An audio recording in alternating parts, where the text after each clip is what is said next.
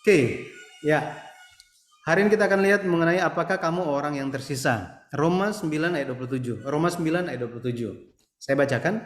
Dan Yesaya berseru tentang Israel. Sekalipun jumlah anak Israel seperti pasir di laut, namun hanya sisanya akan diselamatkan. Kalau kita lihat di kitab Roma ini berbicara tentang Rasul Paulus, sementara berbicara Rasul Paulus sedang membandingkan antara orang Yahudi lahiriah sama ini Yahudi rohani. Yahudi rohani lahiriah ini bicara tentang orang-orang yang hidup di bawah naungan hukum Taurat. Hukum Taurat. Tetapi Yahudi rohani ini mereka yang udah bebas dari hukum Taurat, mereka hidup di bawah bimbingan Yesus Kristus. Jadi keduanya ini dibandingkan. Mengenai Yahudi yang lahiriah ini, pada akhirnya Rasul Paulus mengatakan bahwa karena kamu itu menolak keselamatan, Injil, kabar baik yang diberikan kepada kalian, maka Injil itu pergi ke bangsa yang lain. Dan ini bicara mengenai adalah Yahudi rohani, mereka yang menerima Yesus Kristus sebagai juru selamat. Makanya ketika Rasul Paulus berbicara tentang Roma 9 ayat 27 mengenai sisa, katanya. Sisa. Meskipun Israel itu banyak seperti pasir di laut, tetapi hanya sisanya yang akan diselamatkan. Sisa di sini berbicara mengenai siapa? Sisa di sini bukan berbicara tentang Yahudi lahiriah, melainkan Yahudi rohania yang percaya Yesus Kristus sebagai juru selamat. Makanya ketika berbicara tentang orang yang tersisa, Rasul Paulus pun mengutip apa yang Nabi Yesaya katakan di Perjanjian Lama, bahwa tentang umat Israel itu, anak Israel itu jumlahnya seperti pasir di laut, tetapi hanya sisa yang akan diselamatkan. Apa yang dimaksud dengan sisa ini? Kenapa kita perlu berbicara mengenai orang yang tersisa? Karena di Perjanjian Lama itu sering muncul orang yang tersisa. Kita akan lihat makna dari orang tersisa ini apa, dan orang tersisa di dalam sejarah penebus, sepanjang sejarah Alkitab, sejarah penebusan itu munculnya kapan saja, contohnya siapa saja, dan pada akhirnya di akhir zaman bagaimana untuk kita menjadi orang yang tersisa. Baik, ketika bicara tentang orang yang tersisa, itu tidak luput berbicara tentang kitab Tawarik, khususnya silsilah di kitab Tawarik. Saya singkat ini sebagai SDKT, silsilah di kitab Tawarik. Ini dari pasal 1 sampai 9 kitab Tawarik. Oke.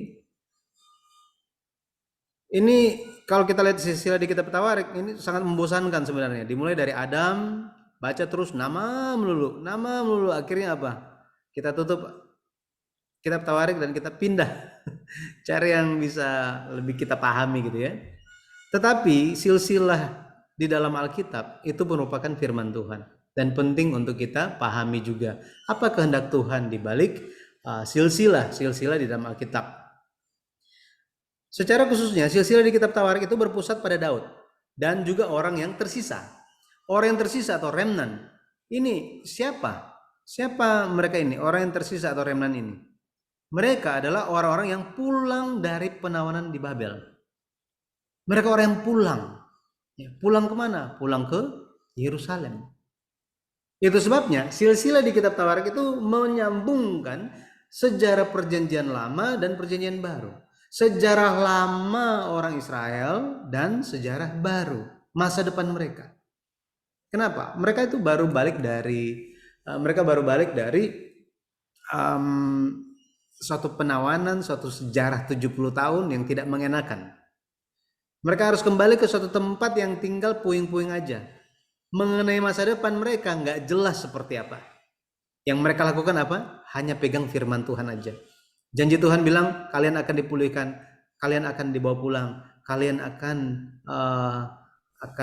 menjadi orang yang tersisa yang menyambut Tuhan, yang mempersiapkan jalan bagi kedatangan Mesias.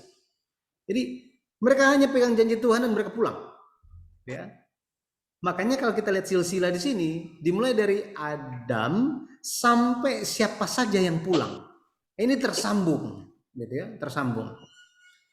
Jadi mari kita lihat definisi orang yang tersisa di zaman pembuangan ke Babel. Kalau kita lihat ketika orang Israel itu dibuang, gara-gara dosa kan?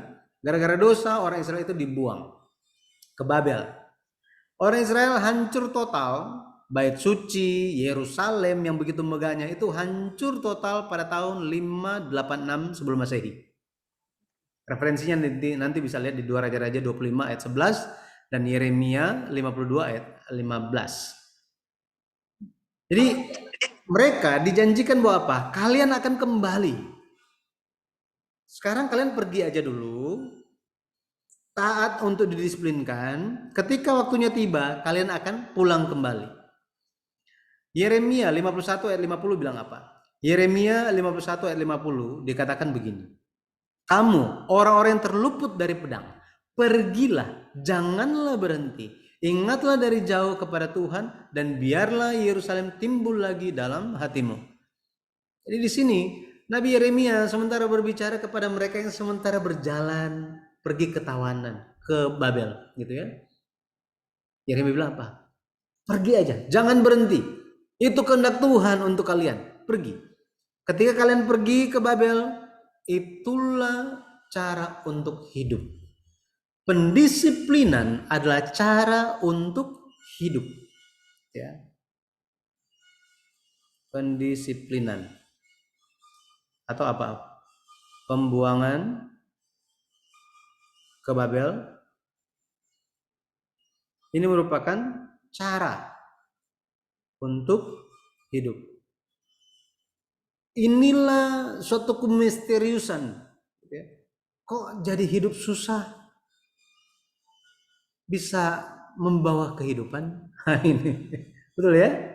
Tetapi ketaatan kepada firman Tuhan, taat kepada apa yang Tuhan kehendaki, meskipun itu keadaannya sulit, itu membawa kebaikan. Betul ya? Kebaikan untuk kita semua, bahkan kebaikan untuk umat Israel.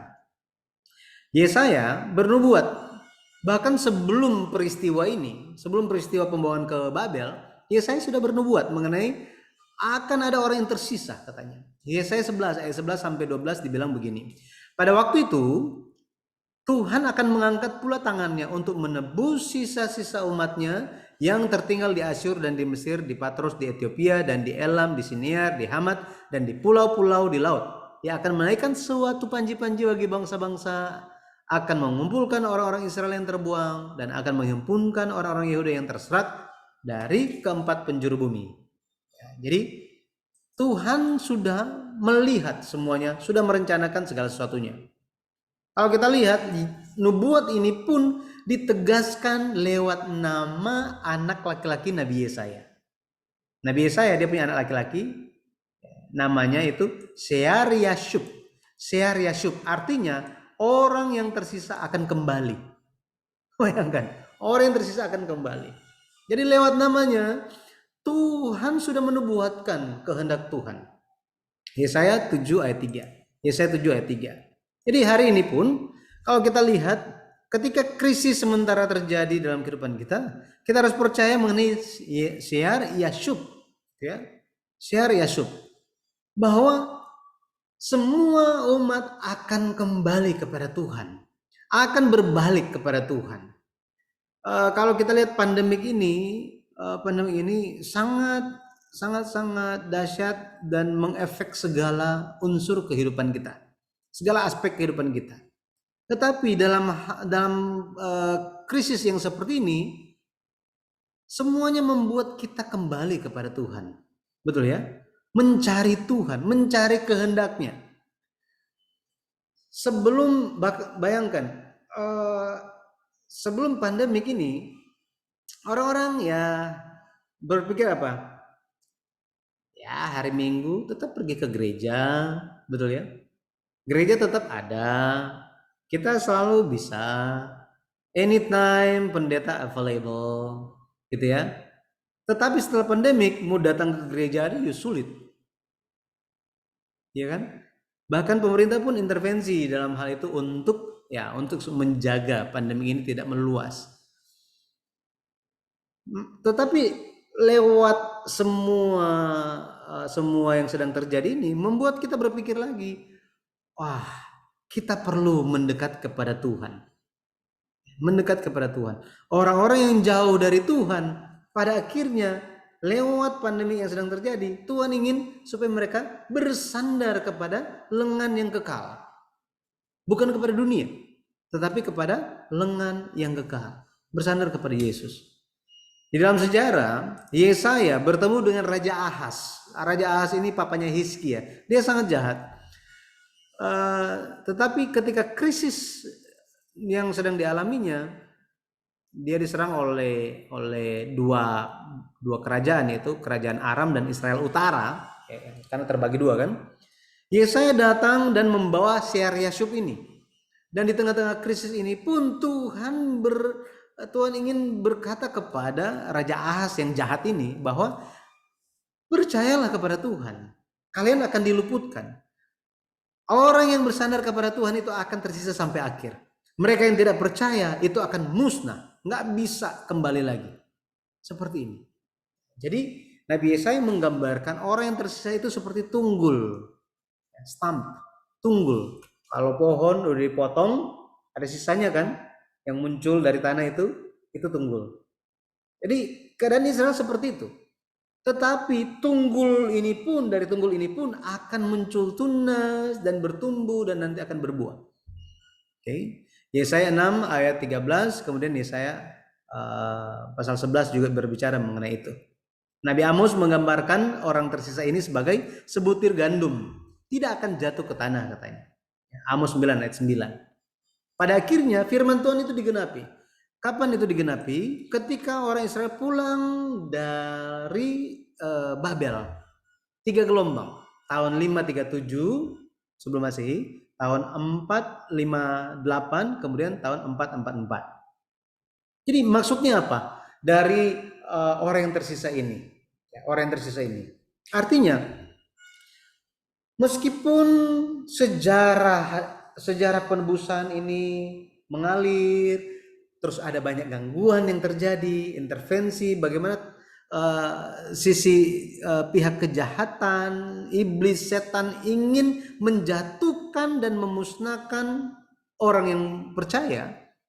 Tetapi apa? Tuhan tetap menjaga, akan tetap ada tersisa orang-orang yang memiliki iman. Di sini penting, gitu ya. Kenapa? Karena manusia itu mereka seperti tadi hanya melihat ke kolam. Tuhannya ada atau enggak, pokoknya enggak peduli. Yang penting kolamnya. Seperti ini. Disebabkan karena apa? Ketidakpercayaan manusia. Gara-gara ketidakpercayaan itu, maka umat Tuhan hampir lepas. Mereka ingin menjauh dari Tuhan. Tetapi Tuhan bilang apa? Meskipun sejarah perebusan ini hampir putus, Tuhan tetap menyisihkan umat-umatnya yang kudus. Hari ini pun sama. Ketika orang-orang pada bertanya gitu ya, kenapa Tuhan pandemik ini terjadi gitu ya? Pendeta yang rajin, yang baik luar biasa, tugasnya hebat sekali, ya penuh kasih, terus anggota keluarga ada kenalan baiknya luar biasa gitu kan. Kenapa Tuhan panggil mereka? Orang yang jahat tetap hidup sampai sekarang. Banyak pertanyaan-pertanyaan seperti ini, betul ya?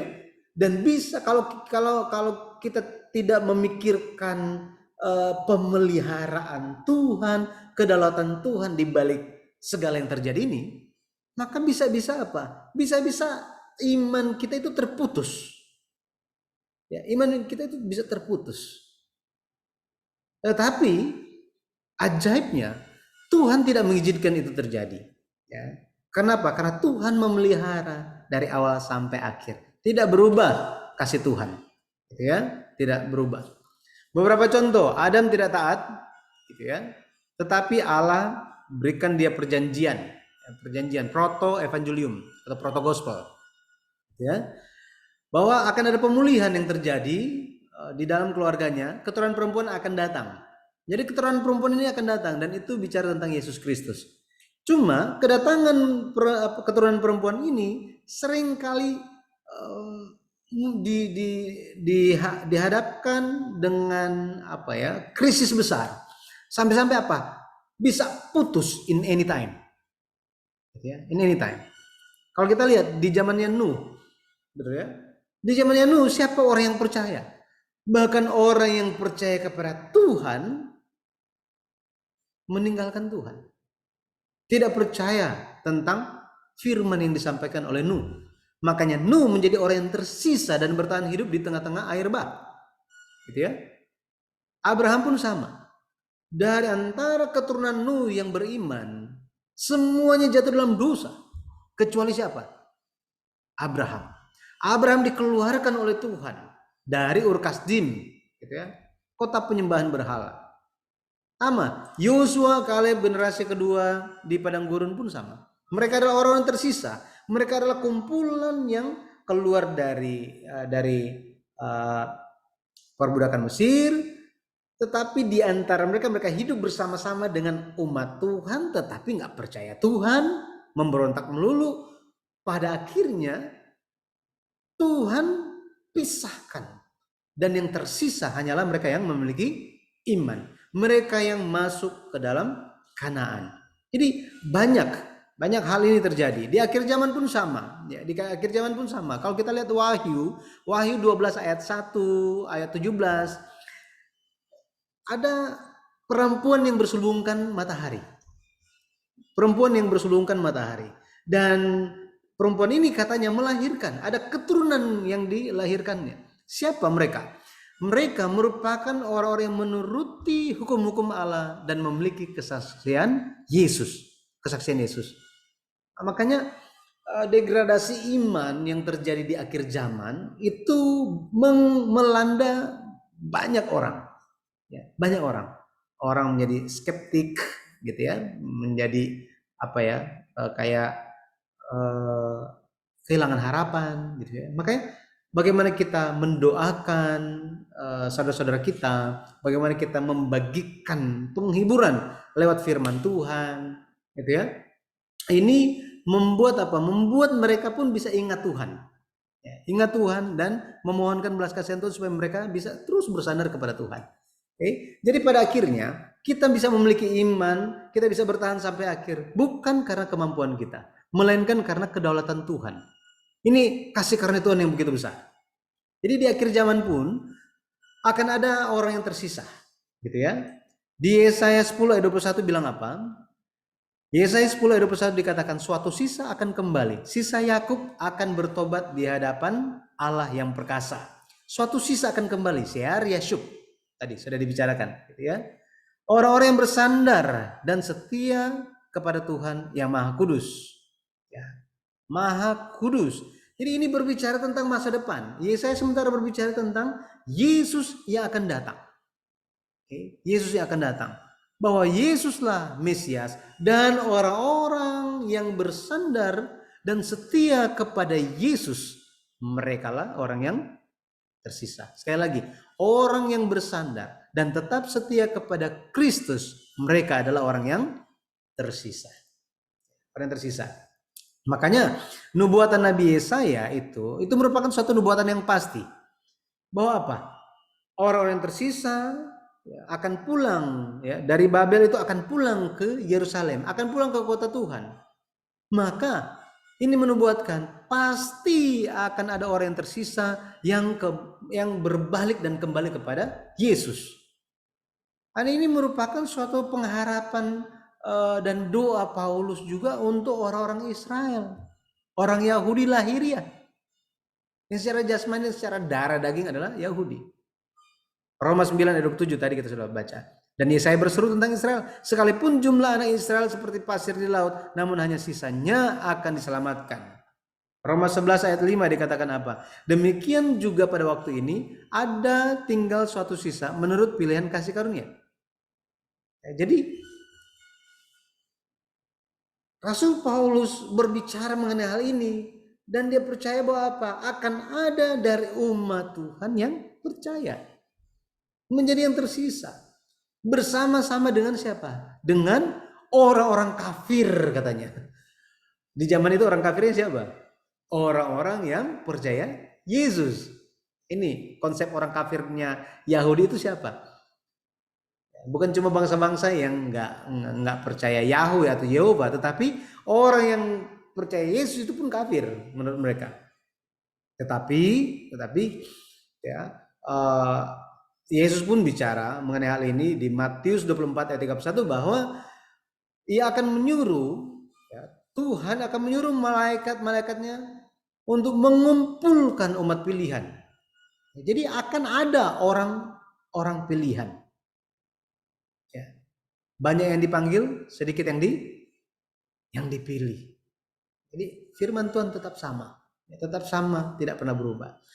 Jadi pada akhirnya, ya, berkat apa yang akan diterima oleh orang yang tersisa? Berkat apa yang akan diterima oleh orang yang tersisa? Kalau kita lihat, berkat yang pertama adalah menerima pengampunan dosa. Pengampunan dosa. Nabi Mika berkata seperti ini mengenai orang yang tersisa. Ya, mengenai orang yang tersisa. Mika 7 ayat 18 sampai 19 dibilang begini. Siapakah Allah seperti engkau yang mengampuni dosa dan yang memaafkan pelanggaran dari sisa-sisa miliknya sendiri, yang tidak bertahan dalam murkanya untuk seterusnya, melainkan berkenan kepada kasih setia. Biarlah ia kembali menyayangi kita, menghapuskan kesalahan-kesalahan kita, dan melemparkan segala dosa kita ke dalam tubir-tubir laut.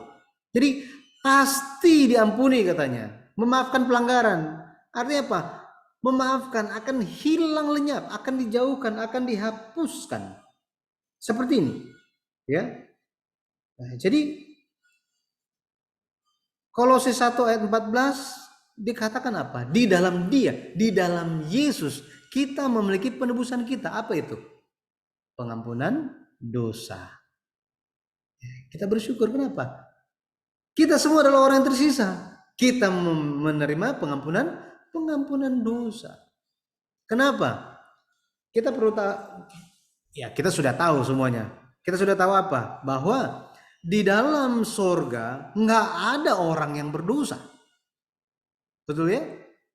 Tetapi bahkan sampai hari ini kita tidak luput dengan salah dan dosa. Maka benarlah firman Tuhan yang berkata apa? Keselamatan itu sepenuhnya kasih karunia Tuhan. Kasih karunia Tuhan itu adalah berkat dari Tuhan. Yang perlu kita lakukan apa? Dari sisi kita. Tuhan anytime He wants to forgive us. Dia mau terima kita, dia mau memeluk kita, gitu ya. Dari kitanya apa? Yang kita perlu adalah percaya. Mari kita apa? Mencari kehendak Tuhan. Mencari hati Tuhan itu apa? Seperti Daud kan? Daud seperti itu. Ya. Jadi ada berkat pengampunan dosa. Pengampunan dosa. Kalau kita baca di kitab Wahyu muncul apa? Orang-orang yang telah menang. Orang-orang yang telah menang. Tetapi deskripsi dari menang adalah mereka yang telah membasuh jubah mereka putih bersih di dalam darah anak domba. Bayangkan ibu, kalau misalnya gitu ya, misalnya kita lagi pakai baju putih di dapur, lagi potong ayam, tiba-tiba ayamnya masih keluar darah, kena ke baju putih kita. Apakah baju putih kita ini, ya, baju putih kita ini, misalnya kita rendam juga ke dalam darah, akan pas kita angkat itu akan jadi warna putih? Tentu enggak kan? Jadi ada makna. Maksudnya apa? Maksud dari penulis kitab Wahyu adalah, maksud Tuhan di situ adalah mereka yang menang adalah mereka yang membasuh jubah. Jubah ini merupakan hal yang kelihatan. Maksudnya apa? Maksudnya perbuatan-perbuatan dari umat Tuhan Haruslah apa? Perbuatan-perbuatan mereka yang telah diselamatkan, telah dibasuh, ya, perbuatan-perbuatannya. Dosanya sudah dicuci bersih. Makanya harus menjadi manusia yang baru. Nah, ini sementara kita usahakan. Betul ya? Tuhan, saya sudah baca mengenai itu, saya sudah dengar mengenai itu. Tuhan tolong supaya sekarang saya sementara berusaha, bantu saya supaya ingat, supaya saya terus berusaha terus. Ya, lewat kasih karunia Tuhan saya percaya bahwa apa? Pada akhirnya saya bisa menang. Gitu ya. Perbuatan-perbuatan yang muncul, perkataan yang tampak, biarlah itu adalah perbuatan kebenaran dan keadilan Tuhan. Maka kita adalah keturunan-keturunan Abraham yang diberkati. Oke. Nah, itu berkat yang pertama, menerima pengampunan. Ya, pengampunan dosa. Ada banyak yang pikir mungkin berkat apaan tuh? Betul ya? Justru ini berkat yang luar biasa. Ya, Pemazmur berkata apa? Berbahagialah, diberkatilah mereka orang yang pelanggarannya ditutupi. Bayangkan. Ya, yang dosanya diampuni, itu sangat berkat. Wah, kalau Tuhan ingat pelanggaran-pelanggaran kita, nggak ada harapan buat kita. Betul ya? Tetapi Tuhan, dia lupakan semuanya. Lupakan. Ada satu istilah sini. Lupakan. Manasye. Lupakan. Manasye. Tuhan melupakan pelanggaran-pelanggaran kita. Yang kedua, berkat yang akan diterima adalah kemakmuran. Nabi Mika bernubuat di Mika 2 ayat 12 begini. Mika 2 ayat 12. Dengan sungguh-sungguh aku akan mengumpulkan engkau seluruhnya, hai Yakub. Dengan sungguh-sungguh aku akan menghimpunkan sisa orang Israel. Aku akan menyatukannya seperti kambing domba dalam kandang, seperti kawanan binatang di tengah-tengah padangnya, sehingga ramai dengan manusia. Ya, di sini kalau kita lihat, ya, Nabi Yeremia pun berbicara. Nah, kalau kita lihat di Nabi Mika, dia kan bilang seperti kambing domba dalam kandang, ya, seperti kawanan binatang di tengah-tengah padangnya. Jadi semua kembali ke tempat yang tersedia makanan dengan melimpahnya. Nabi Yeremia berkata di Yeremia 23 ayat 3, aku sendiri akan mengumpulkan sisa-sisa kambing dombaku dari segala negeri kemana aku mencerai-beraikan mereka.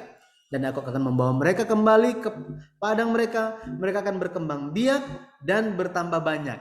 Berkembang biak dan bertambah banyak di Yeremia 23 ayat 3. Ini merupakan ekspresi berkat Tuhan ketika menciptakan manusia dan juga ketika memberkati Nuh. Ya, Kejadian 1 ayat 28 dan Kejadian 9 ayat 1. Ini merupakan suatu berkat. Ya.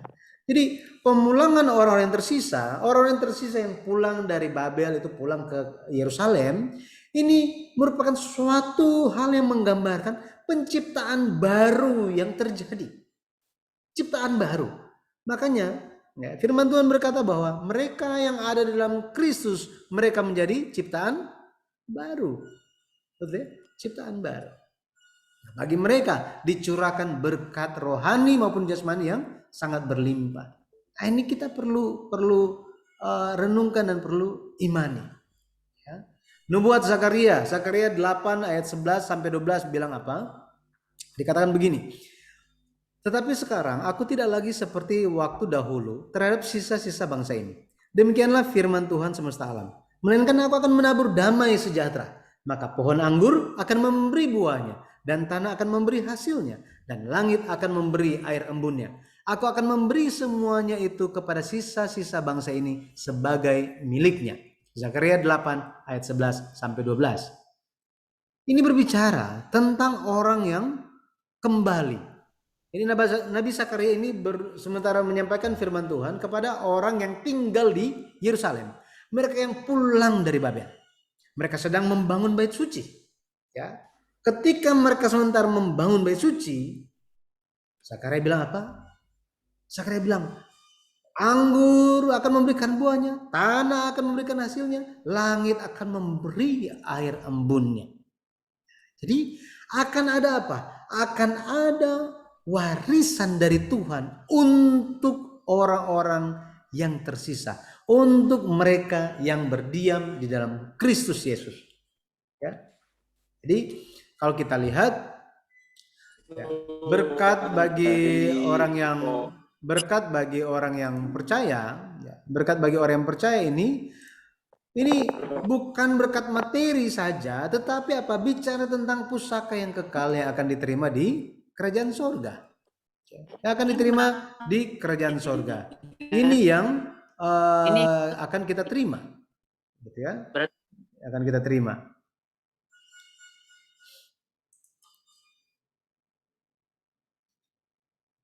Oke, nah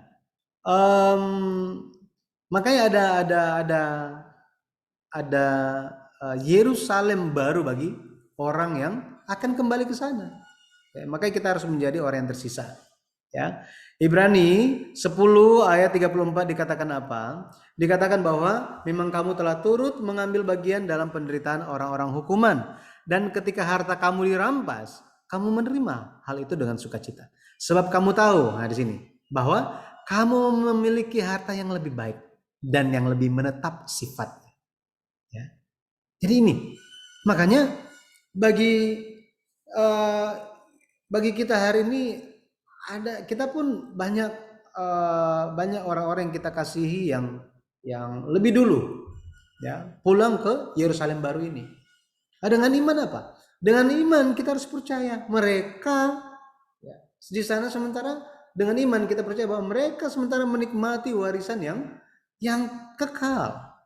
Dan mereka sementara apa? Sementara menunggu kita menyelesaikan kehendak Tuhan di sini. Ya, menyelesaikan kehendak Tuhan di sini. Setiap perjanjian Tuhan pada akhirnya segala sesuatu akan selesai dan Tuhan akan mulai baru. Ya, catatan baru akan dimulai, sejarah baru akan dimulai. Tetapi sebelum sejarah baru yang itu dimulai, mari kita apa? Menyelesaikan sejarah kita. Ya, sejarah penebusan Tuhan yang sedang kita jalani hari ini. Berkat yang ketiga, jadi yang pertama Pak, ada pengampunan dosa. Kemudian akan menjadi makmur. Yang ketiga, kita akan menjadi bangsa yang kuat. Mika 4 ayat 7. Mereka yang pincang atau lemah akan kujadikan pangkal suatu keturunan. Dan yang diusir atau yang diasingkan, suatu bangsa yang kuat. Dan Tuhan akan menjadi raja atas mereka di Gunung Sion dari sekarang sampai selama-lamanya. Jadi kalau kita lihat ini suatu berkat Tuhan. Suatu berkat Tuhan bagaimana kita bisa dikuatkan. Kita dikuatkan. Kita tidak lemah lagi. Kenapa? Karena Yesus menjadi raja kita. Yesus menjadi raja kita. Makanya iman kita harus mengikuti iman Yesus. Yesus di sini, Yesus 100%, kita harus sampai 100% juga. Tuhan, memang saya sudah kayak gini Tuhan. Memang mulut saya ini kasar Tuhan. Ya, memang sudah begini dari sananya ya, apa boleh buat ya. Kalau memang Tuhan mengasihi saya kan ya harus terima saya apa adanya. Ya. Kalau misalnya gitu kan. Kalau ingat zaman dahulu gitu ya, zaman dulu kala gitu. Sebelum menikah ya. Apakah di depan pendeta gitu kan, apakah saudari ini menerima sebagai suami yang setia, terus apa ya kan, baik sakit sehat kaya miskin ya kan, apakah ditambahkan ya terima dia apa adanya, kalau memang dia kasar mulutnya diterima aja, nggak ada begitu kan, tidak ada seperti itu. Tapi meskipun ada yang seperti itu, ya maksudnya ya pasangan yang seperti itu, tetap ada harapan supaya mereka berubah, betul kan? Nah sama seperti itu, Tuhan menginginkan kita itu ada perubahan. Tetapi orang yang tidak mau berubah, ya harapannya sudah hilang. Sudah hilang. Makanya Tuhan itu berdiam di Gunung Sion katanya. Tuhan akan menjadi raja atas mereka di Gunung Sion. Maksudnya apa? Tuhan itu sering diibaratkan dengan gunung. Artinya apa? Tempat yang tinggi. Kita pun harus berdiam di tempat yang tinggi. Maksudnya apa? Di gunung yang tinggi, ya, itu perlu suatu apa? Wawasan yang lebih luas. Orang yang di bawah kaki gunung, mereka cuma lihat apa gunung. Oke, gunungnya tinggi ya. Mereka lihat sebelah kiri, sebelah kanan, ya apa adanya. Sejauh mata memandang yang dilihat ya sudah itu aja gitu kan. Tetapi ketika ada di atas gunung, range wawasannya, pemandangannya akan lebih luas. Betul ya? Akan lebih luas. Akan bisa lebih memahami.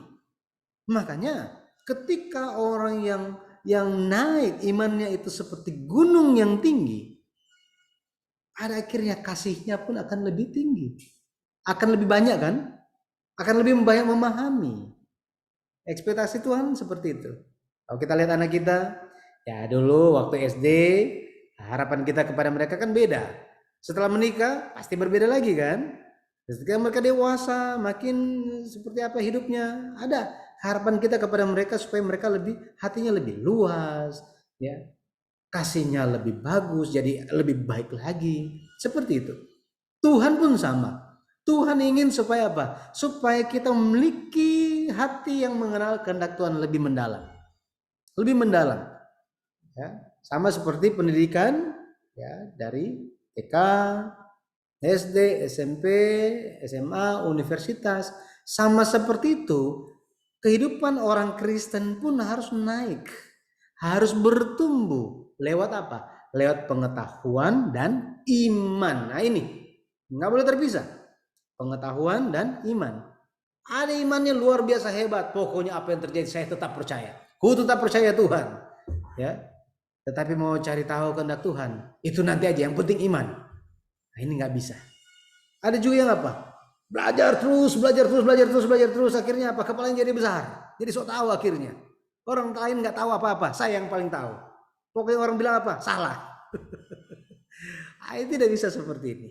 Ya, harus apa? Harus bertumbuh seimbang, berimbang. Ketika seorang dilakukan suatu uji coba. Ini terjadi di Jawa Timur kalau saya nggak salah. Profesor di situ di universitas, saya lupa universitas mana, itu dapat tugas untuk ini penelitian untuk mengajar anak SD. Wah, setelah itu di interview profesornya, dia bilang apa? Wah, sulit ya, tetapi harus apa? Harus berusaha untuk memahami. Ya pada akhirnya gimana? Ya bisa dihandle. Sama seperti itu. Ya, ketika kita itu iman kita semakin bertumbuh, pengenalan kita akan Tuhan semakin bertumbuh, bagaimana kita berhadapan dengan orang-orang di sekitar kita, itu harus sesuai dengan hikmat yang telah kita terima. Betul ya? Kita harus lebih berhikmat daripada mereka. Perkataan-perkataan kita harus lebih dibandingkan lebih baik, gitu ya. Kenapa? Bukan karena kita mencari supaya orang lihat kita, bukan. Tetapi karena apa? Karena Tuhan, ya, karena Tuhan berbicara itu dengan kasih.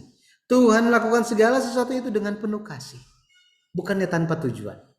Gitu ya. Hari ini pun Tuhan marah pun itu gara-gara kasih loh. Kita marah kadang-kadang lupa, ya, emosinya udah naik duluan, tanduknya udah keluar. Ya, saya juga kayak gitu. Jadi kita berusaha gitu ya. Kita berusaha.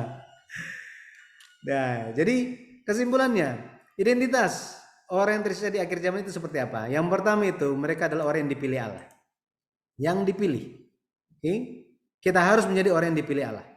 Yesaya 10 ayat 22 sampai 23 dikatakan, sebab sekalipun bangsamu Israel seperti pasir di laut banyaknya, namun hanya sisanya yang akan kembali. Tuhan telah memastikan datangnya kebinasaan, dan dari situ timbul keadilan yang meluap-luap. Sungguh kebinasaan yang sudah pasti akan dilaksanakan di atas seluruh bumi oleh Tuhan semesta alam.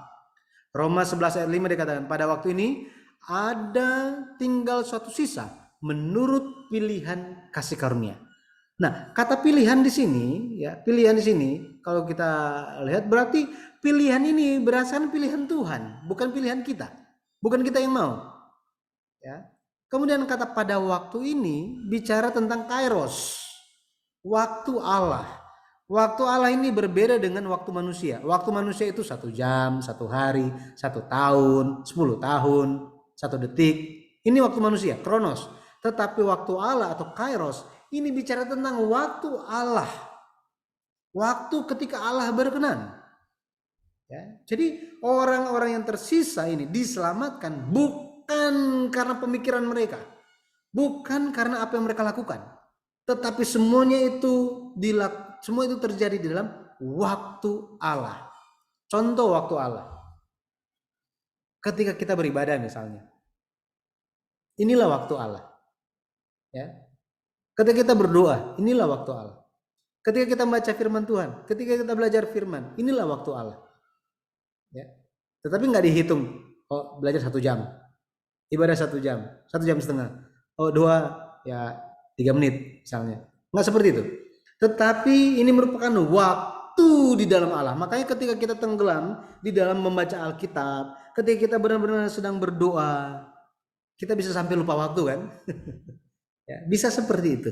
Kenapa? Karena kita ada di dalam waktu Allah.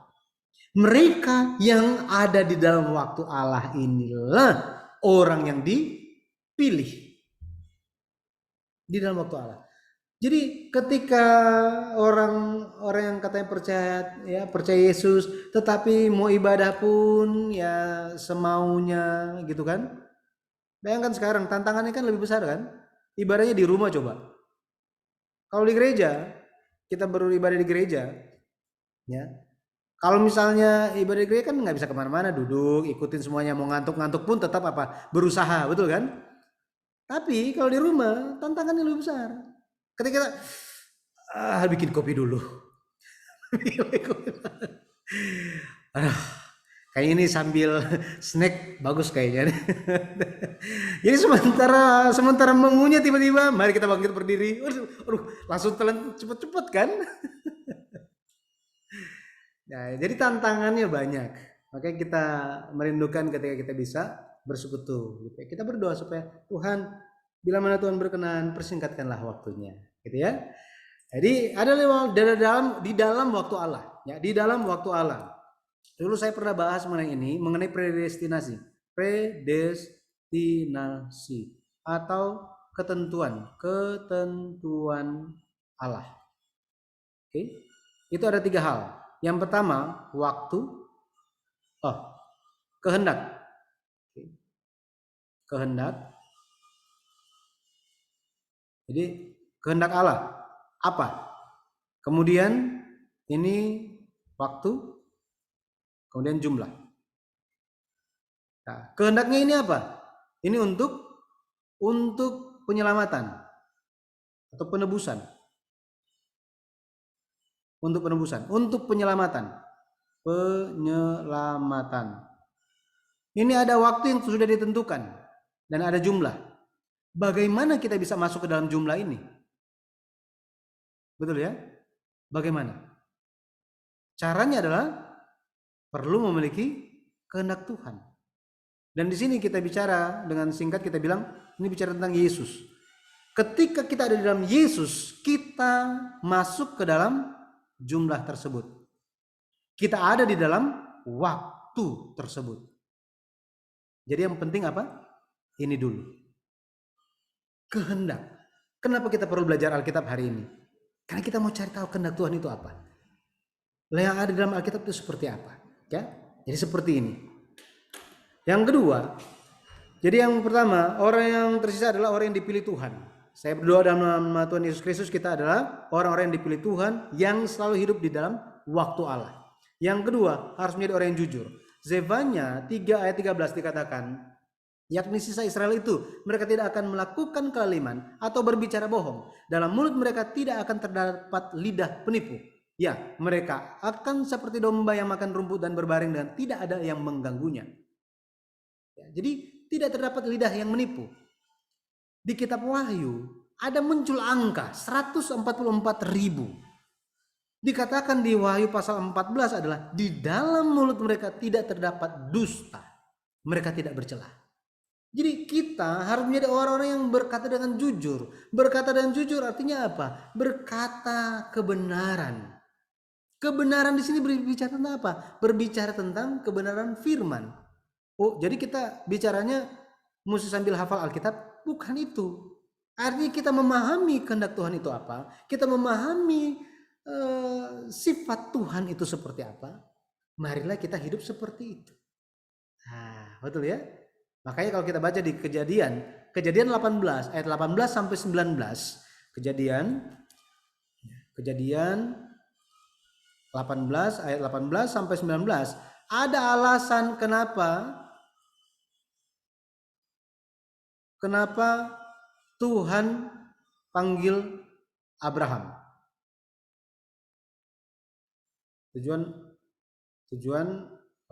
Tujuan Abraham dipanggil Tuhan, ya, dipilih Tuhan. Ada alasan. Untuk apa? Untuk mengajarkan keturunannya kebenaran dan keadilan, jalan-jalan Tuhan.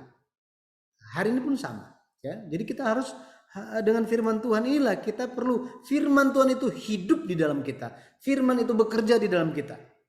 Yesus bekerja di dalam kita, ya. Yang terakhir, siapakah orang yang tersisa? Mereka adalah orang yang hanya bersandar kepada Allah. Hanya bersandar kepada Allah. Mika 5 ayat 6 dikatakan sisa-sisa Yakub akan ada di tengah-tengah bangsa Israel.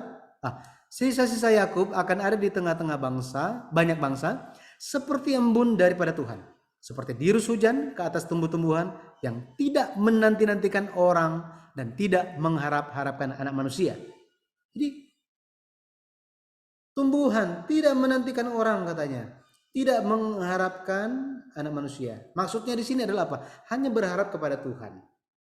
Oke, berharap kepada Tuhan, bukan mengandalkan manusia. Sefanya 3 ayat 12, di antaramu akan kubiarkan hidup suatu umat yang rendah hati. Sini, rendah hati dan lemah, ya, lemah. Mereka akan mencari perlindungan pada nama Tuhan.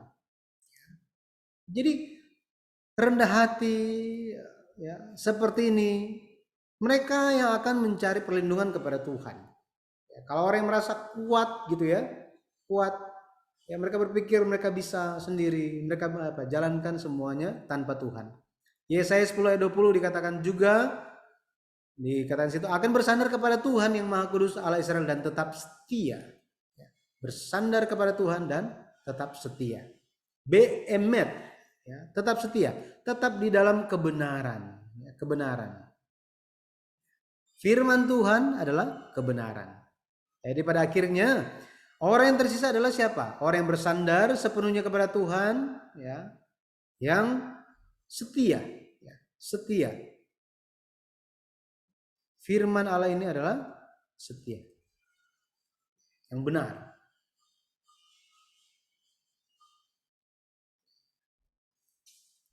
Jadi Tuhan yang akan membawa kembali. Yeremia 42 ayat 15, Yeremia 23 ayat 3. Oke, nih. Jadi hari ini kalau kita lihat gitu ya, banyak penderitaan, banyak kesulitan, kesusahan yang kita hadapi, tapi percayalah Tuhan dia mengulurkan tangan, dia menolong, dia bertindak dengan semangatnya, dia akan membukakan jalan bagi kita. Oke. Jadi orang yang tersisa adalah mereka yang bersandar hanya kepada Tuhan dan melanjutkan sejarah penebusan. Artinya apa? Iman yang telah kita miliki jangan berhenti di kita. Kita harus teruskan kepada orang-orang di sekitar kita. Amin. Ayat terakhir kita baca, ya, sama-sama kita baca Mazmur 126 ayat 5 sampai 6. Mazmur 126 ayat 5 sampai 6 saya baca. Kita baca sama-sama. 2 3. Orang-orang yang menabur dengan mencucurkan air mata akan menuai dengan bersorak-sorai. Orang yang berjalan maju dengan menangis sambil menabur benih pasti pulang dengan sorak-sorai sambil membawa berkas-berkasnya. Amin. Saya berdoa di dalam nama Tuhan Yesus Kristus, sambil kita menabur benih kebaikan, menabur benih Injil, menabur benih firman kepada orang sekitar kita lewat doa, lewat penginjilan kita, lewat sharing yang kita sampaikan, ya. Meskipun banyak orang yang mungkin belum menerimanya dengan baik, gitu ya, membuat kita sedih. Percayalah, kita akan menuai, gitu ya. Kita akan menuai dengan sorak-sorai demi kemuliaan nama Tuhan. Amin.